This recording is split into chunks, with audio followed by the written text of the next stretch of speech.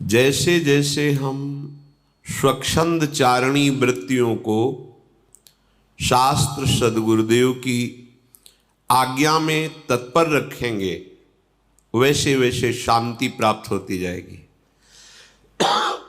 हृदय शीतल होता जाएगा, चित्त संशय रहित होकर समाधान को प्राप्त हो जाएगा।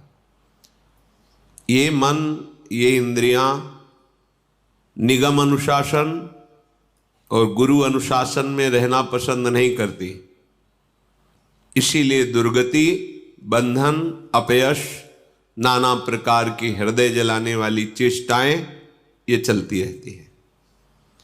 यदि हम शास्त्र का दासत्व स्वीकार करें, अर्थात शास्त्र आज्ञा के अनुसार चले, गुरुजनों की वाणी के अनुसार चले, तो हमें जो संयोग प्राप्त हुआ है इसमें प्रेम प्राप्त होना दुर्लभ नहीं है। यद्यप सबसे दुर्लभ बात है ये प्रेम प्राप्त होना। मोक्ष से भी अनंत गुना सुख श्री प्रिया प्रीतम की रूप माधुरी, लीला माधुरी, गुण माधुरी जहां बरस रही है, ऐसे चिदानंदमय धाम में चिदानंद बपू धारण करके उनकी सेवा में संलग्न रहना, इससे बड़ा कोई सुख नहीं है। वो हमें सौभाग्य मिल गया है। बस हमें सावधान रहना है कि हमसे कोई ऐसा आचरण न बन जाए, कोई ऐसी चेष्टा न बन जाए कि जो हम इस महासुख से इस जन्म में वंचित रह जाएं। अगर वंचित रह गए तो फिर बार बार तो बनत नहीं यह संजोग अनूप, मानुस्तन वृंदा विपिन रसिकन संग विविरूप। ये युगल चंद्र का चरण आश्रय जो प्राप्त हुआ है ये बहुत ही दुर्लभ है। अब हमारे लिए और कुछ दुर्लभ नहीं रह गया, जो प्राप्त है उसमें अपनी चित्त वृत्ति को समाहित करना है। पूरा बल वृंदावन प्रदान करता है, आपको केवल सावधान रहना है। श्रीपाद कह रहे हैं, पापात्मा पुण्यवान वा प्रसरदपयशाः कीर्तिमान वा महादुष्प्राप ग्रासोथ सम्राट समजड़मति सर्वविद्या निधिर्वा यह कोपि स्याः सखे नो गणे कथमपीक्षस्व वृंदावनम तच्छिंधि छिंदी स्वपाशान गुरु निगम गिरा स्वीय मोहैक सिद्धान। हे सखे, तुम भारी पापात्मा रहे हो या पुण्यात्मा, तुम्हारा बहुत अपयश हुआ है या कीर्तिमान वा बहुत कीर्ति है, इससे वृंदावन को कोई फर्क नहीं पड़ता। तुम एक एक टुकड़े के लिए भटकते रहे हो या महासम्राट रहे हो, वृंदावन इन सब बातों को नहीं देखता। वृंदावन देखता है कि इसने मेरा आश्रय लिया है। बहुत ध्यान से सुनिए, पूर्व में तुम क्या रहे हो इससे वृंदावन का कोई मतलब नहीं। तुम पापी रहे हो, पुण्यात्मा रहे हो, दरिद्र रहे हो या सम्राट रहे हो, मूर्ख रहे हो या विद्वान रहे हो, इनसे कोई फर्क नहीं पड़ता वृंदावन को। अब आपने आश्रय ले लिया है, अब फर्क पड़ेगा। ध्यान देने का विषय है। अब तक जो हुआ वृंदावन सब एक दृष्टि में क्षमा कर दिया। आप सम्राट हो तो वृंदावन को क्या लेना, आप दरिद्र हो तो वृंदावन को क्या लेना। वृंदावन महामहिमा स्वरूप है, वो तुम्हारी दरिद्रता या सम्राट के प्रभाव से न प्रभावित होगा, न वो हे बुद्धि करेगा। तुम पुण्यात्मा हो तो प्रभावित नहीं होगा, पापात्मा हो तो हे भाव नहीं रहेगा।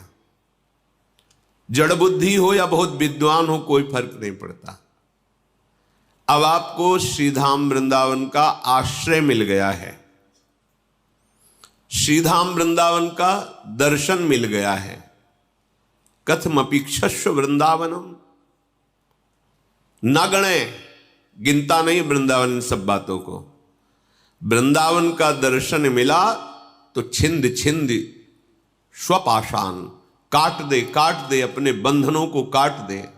हे सखे छिंद छिंद स्वापाषाण, ये जो तुम्हें बांधने वाले कर्म हैं जन्म जन्मांतर के, इनके काटने का अवसर मिल गया है। तो कैसे काटे? तो कह रहे गुरु निगम गिरा स्वीय मोहिक सिद्धान।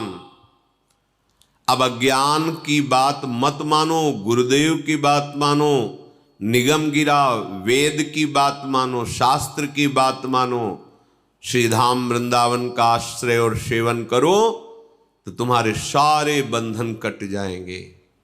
दुख, शोक, पाप, जन्म मरण, नाना प्रकार की कुवासनाएं, चिंता, ये सब भस्म हो जाएगी।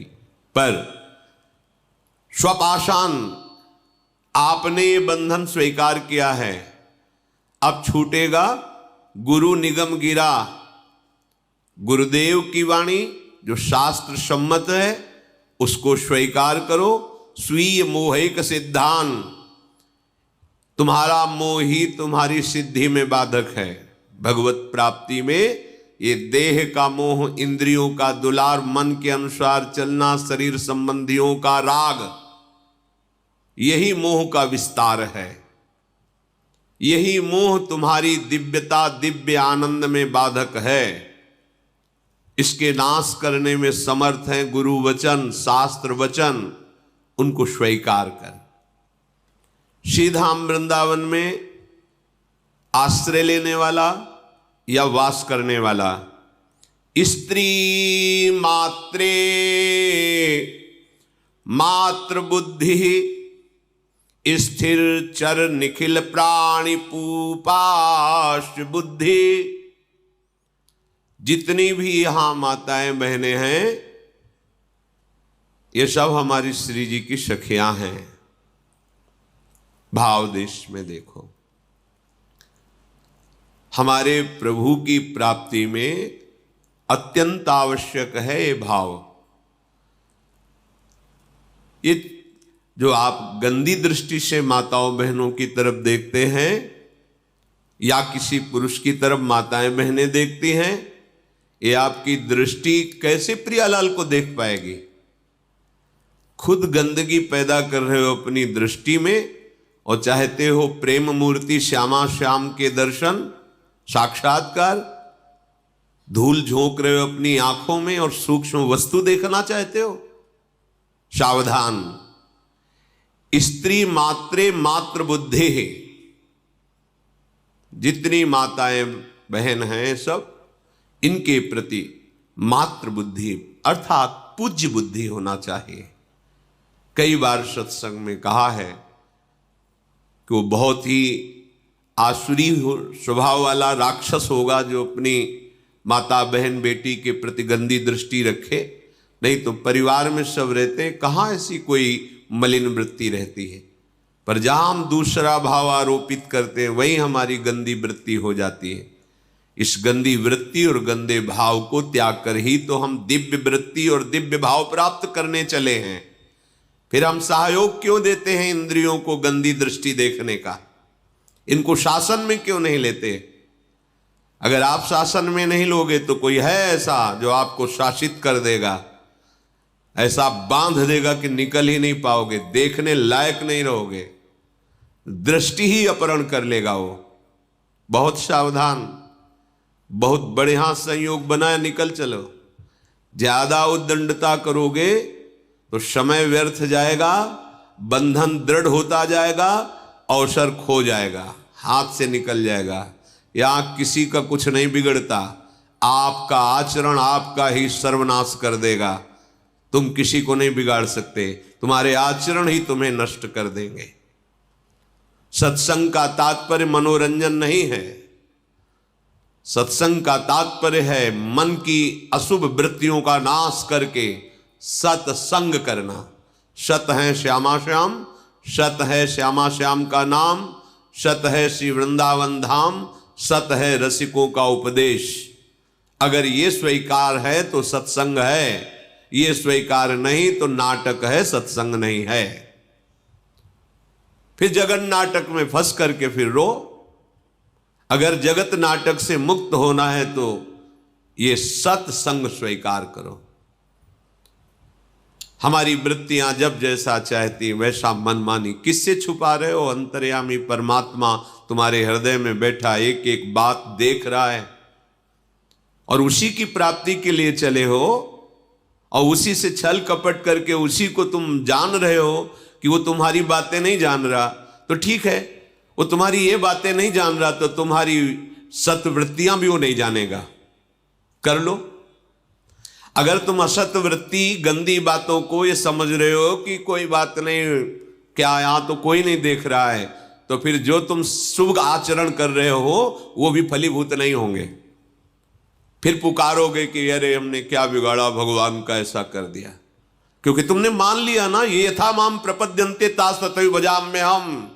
वो नहीं देख रहा है तो वो कुछ नहीं देख रहा है, तुम जैसा मानोगे वैसा ही दिखाई देगा, पर तुम्हारा कर्म तुम्हें नहीं बख्शेगा। स्त्री मात्र में पूज्य भाव, बच जाओगे। किसी का तुम कुछ नहीं बिगाड़ सकते, तुम अपना सर्वनाश करोगे। तुम्हारा हृदय गंदा हो जाएगा, तुम्हारा हृदय तुम्हें जलाएगा, हृदय तुम्हें ऐसी प्रेरणा करेगा कि फंस जाओगे, ऐसी जगह फंस जाओगे जहां कोई नहीं निकाल सकता, क्योंकि जो निकालने वाला था उसने अवसर दिया, निकालने की चेष्टा की, पर आप फिर फिसल कर वहीं खड़े हो गए। श्रीपाद कह रहे स्थिर चर निखिल प्राणी सुपाश्य बुद्धि। यहां वृंदावन में क्या संपूर्ण चराचर जगत ये उपास्य देव ही बने हुए हैं, ऐसी बुद्धि अपने हृदय में धारण करो। सर्वान वस्तुतया निरीक्ष्य परम स्वाराध्य बुद्धिर मम। मेरी बुद्धि में ये दृढ़ निश्चय हो जाए कि मेरे आराध्य देव प्रभु ही सब रूपों में विराजमान है, चाहे वो जड़ हो चाहे चैतन्य हो, यही साधना का फल है। जड़ चेतन जग जीव जत सकल राम मैं जानी, बंदों सबके पद कमल सदा जोर जुग पानी। यह है वैष्णव का स्वरूप, यह है उपासक का स्वरूप। कहीं भी कोई रागात्मक या द्वेषात्मक वृत्ति नहीं, असंगोहम उदासीन स्थिति, समझ में नहीं आता। बनते हैं परमार्थ के सुभट और इंद्रियों की गुलामी बर्दाश्त करते हैं, मन की गुलामी बर्दाश्त करते हैं। जो इंद्रिय और मन का गुलाम है वो भगवदानंद क्या होता है केवल बातें बनाने से नहीं मिल जाता। अध्यात्म क्या होता है समझ नहीं पाओगे। बहुत सावधान।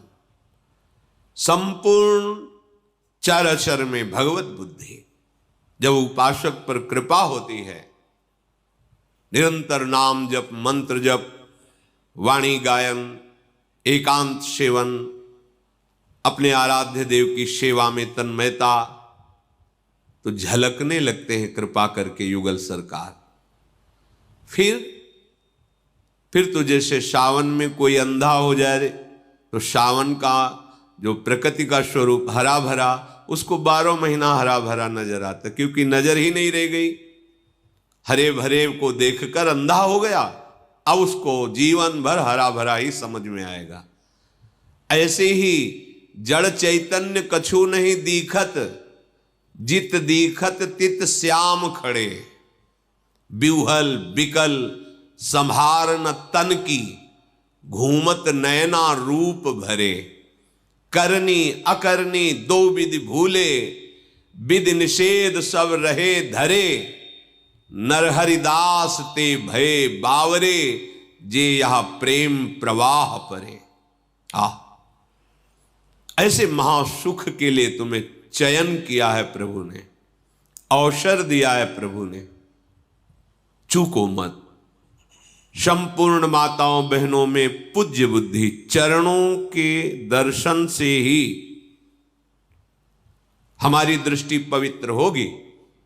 अगर मुख की तरफ दृष्टि जमाई तो जो चाहे आपन कल्याणा, सुजस सुमति शुभगति शुभ नाना, सो पर नारी लीलार गोसाई, तजौ चौथ के चंद किनाई।